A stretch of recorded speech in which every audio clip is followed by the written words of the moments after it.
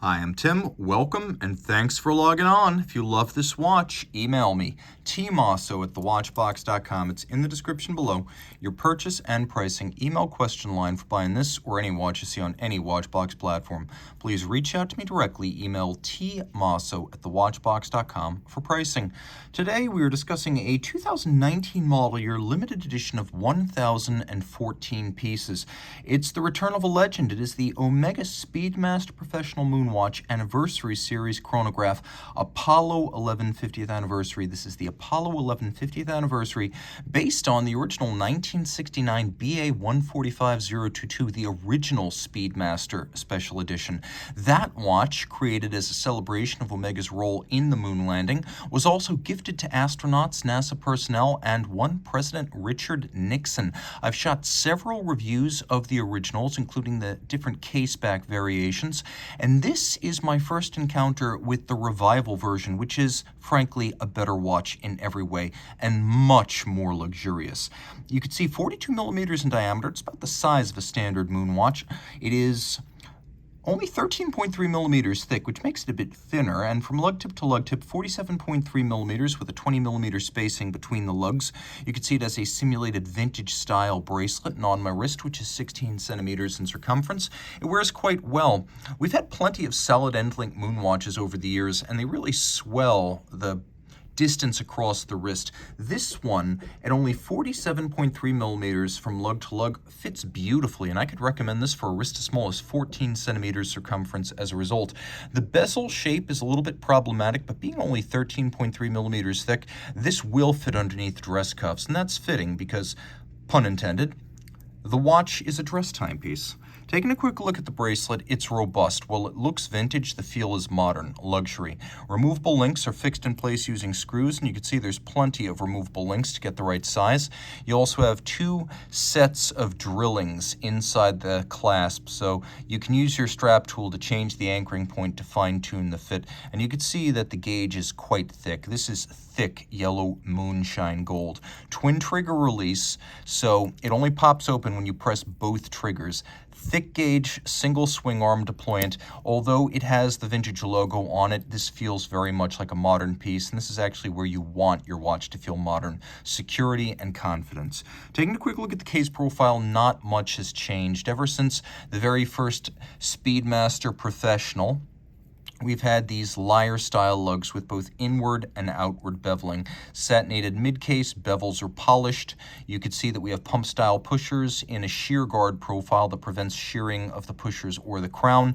Changes from the original. First, with this burgundy ceramic tachymeter, you have vintage elements like dot over 90, but the material is luxurious and durable and scratch-resistant, with all of the gold numerals, indices, and letters perma-bonded in using Omega's Ceragold technology.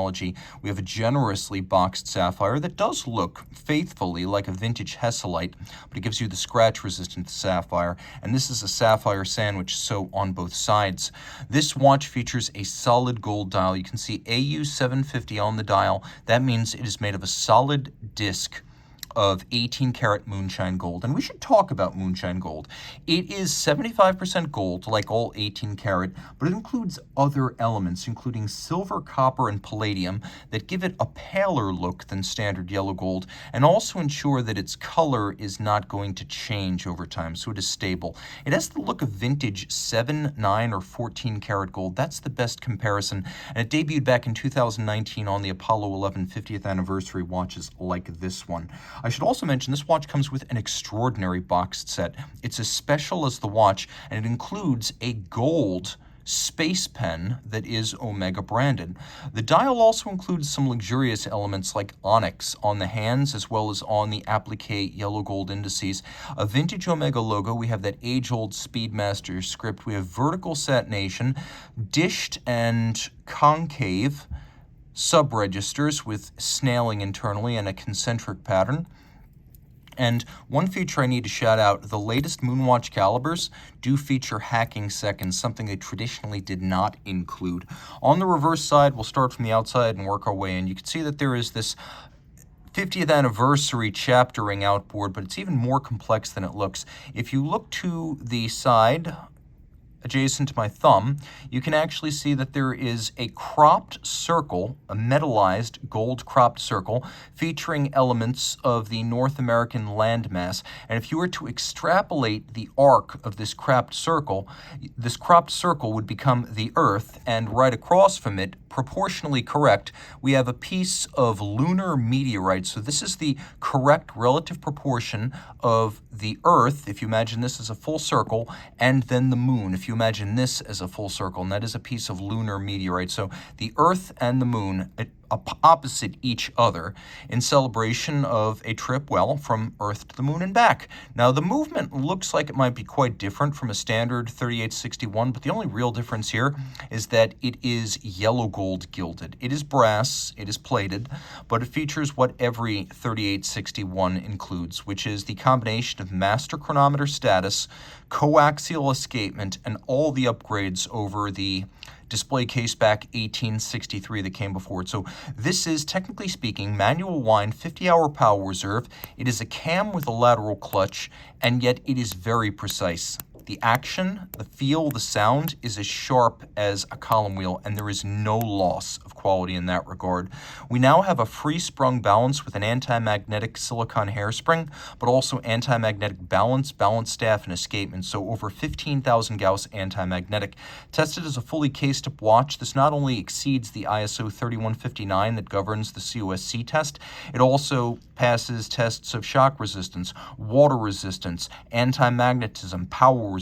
MATOS, or master chronometer, is a comprehensive test of the full watch. Power reserve does go up from 48 to 50 relative to the old moon watch movement, but it still beats away at 21,600 vibrations per hour, and it remains Lamagna based, albeit more distantly because there have been more changes.